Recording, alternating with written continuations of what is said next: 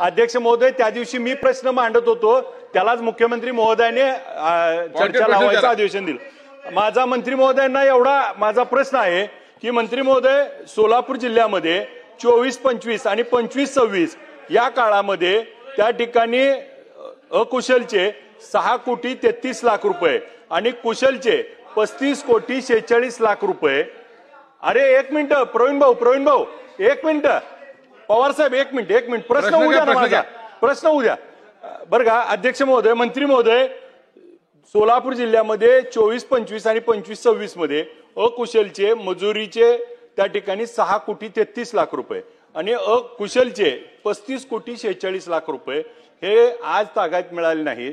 त्यामुळे सगळी कामं त्या ठिकाणी ठप्प आहेत आणि ती कधी चालू होणार? आज आम्हाला त्या ठिकाणी घरकुल असेल, फळ लागवड असेल, सिंचन विहिरी, गुराचा गोठा आणि रस्ते ह्याच्यासाठी आपण निधी कधी देणार? आणि दुसरा प्रश्न असा त्याला लागून आहे, पॉइंटेड असा आहे की आज एखादा पांधन रस्त्याचं अतिक्रमण काढायचं, रस्ता द्यायचा आहे, 50 मिनिटं झाली आहेत साहेब, थोडक्यातच सांगतोय, तर तहसीलदार साहेब त्या ठिकाणी त्याचा सर्वे करतात। तहसीलदार साहेबांनी त्याचं अतिक्रमण काढायचं आणि त्याचा निर्णय दिला, रस्ता दिला की प्रांताकडे अपील केलं जातं। प्रांत साहेब त्या ठिकाणी पुन्हा तहसीलदाराकडे पाठवतात आणि ह्याच्यामध्ये तहसीलदारांकडनं काही 2 रुपये घेतले जातात, प्रांतांकडनं 2 रुपये आणि रस्ता होत नाही। अशा 450 केसेस त्या ठिकाणी प्रलंबित आहेत। ह्याच्यावर तोडगा कधी निघणार आणि त्याच्यासाठी वेगळा काय आपण टाइम बॉन्डिंगचा कार्यक्रम देणार का?